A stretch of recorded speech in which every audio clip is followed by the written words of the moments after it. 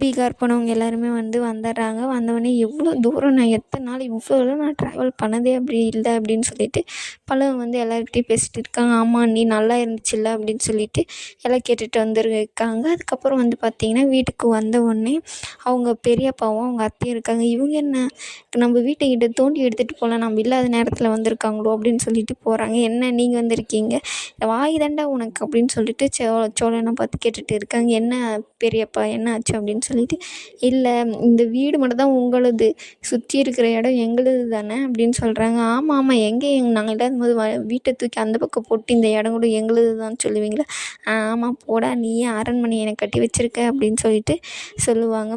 எதுக்கு சும்மா பேசிட்டு இருக்கீங்க அப்படின்னு சொல்லிட்டு, எங்கே போய் வரீங்க அப்படின்னு கேட்கும்போது, பீகாருக்கு தான் என் அண்ணனுக்கு நிச்சயதார்த்தம் ஃபிக்ஸ் பண்ணிட்டு வந்திருக்கோம். அதான் அத்தை நீங்கள் கூட பார்த்தீங்களே குலதெய்வம் கோயிலில் பார்த்தீங்களே சந்தா, அவங்க தான் என் அண்ணனுக்கு கல்யாணம் பண்ணி வைக்க போகிறோம். அப்படியா அப்படின்னு சொல்லிட்டு, அத்தை ஃப்ரீயாக இருந்தால் வந்துடுங்க, பீகார் போகலாம் அப்படின்னு சொல்லிட்டு சொல்லுவாங்க. சரி ஏன்டா என்னை பார்த்தா எப்படி தெரியுது உங்களுக்கு அப்படின்னு சொல்லிட்டு அவங்களும் கலாய்ச்சி விட்டுருவாங்க. சரி வாங்க வீடு ஓப்பன் பண்ணலாம் அப்படின்னு சொல்லிட்டு, சரிங்க மாமா சரிங்க அப்படின்னு சொல்லிட்டு அவங்க எல்லாருமே உள்ளே போயிடுவாங்க.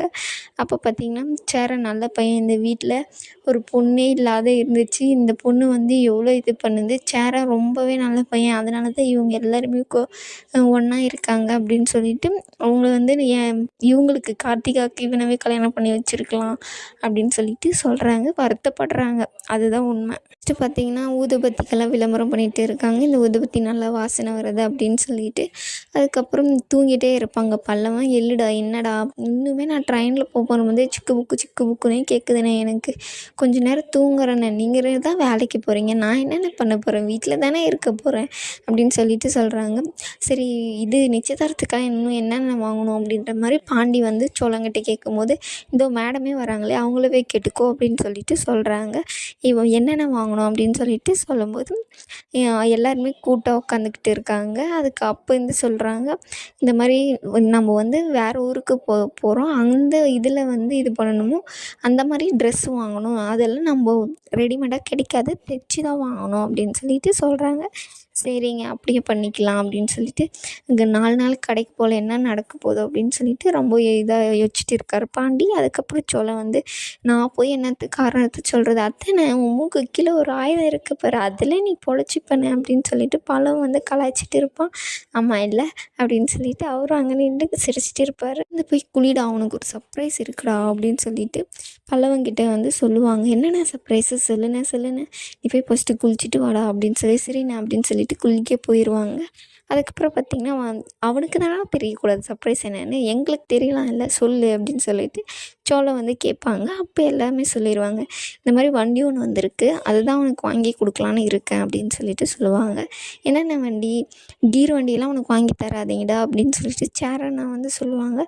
கீர் வண்டி இல்லைண்ணே, பொண்ணுங்க ஓட்டுற வண்டி தான் அப்படின்னு சொல்லிட்டு சொல்லுங்கள். என்னது பொண்ணுங்க ஓட்டுற வண்டியா, பொண்ணுங்க எல்லா வண்டியுமே ஓட்டுவாங்க அப்படின்னு சொல்லிட்டு நிலா சொல்லும்போது, ஆமாடா இவ கீர் வண்டி கற்றுக்குவா, 4வது கீரில் தான் போவா அப்படின்னு சொல்லிட்டு சோழன் சொல்லும்போது, கண்டிப்பாக நானும் கற்றுக்கிட்டு நானும் ஓட்டுக்குவேன் அப்படின்னு சொல்லிட்டு சொல்கிறாங்க.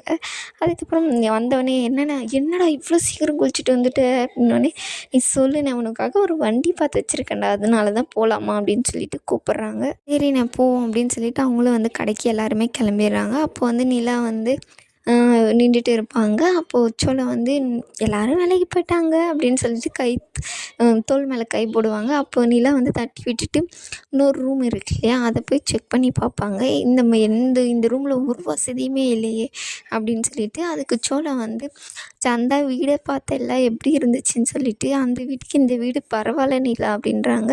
முன்ன மாதிரி ஒன்றும் அவங்க